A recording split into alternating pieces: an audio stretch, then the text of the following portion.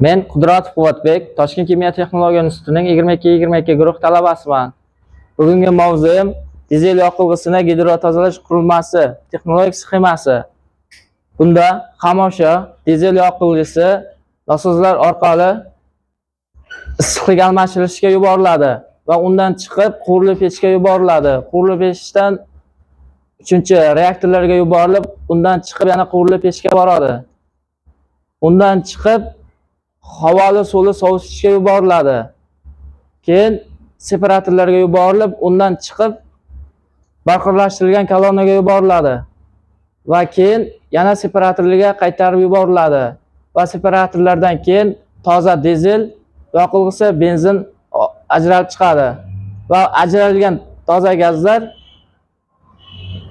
absorpsiya qurilmasiga yuboriladi. Absorpsiya qurilmasi absorpsiya jarayonida qo'llaniladi.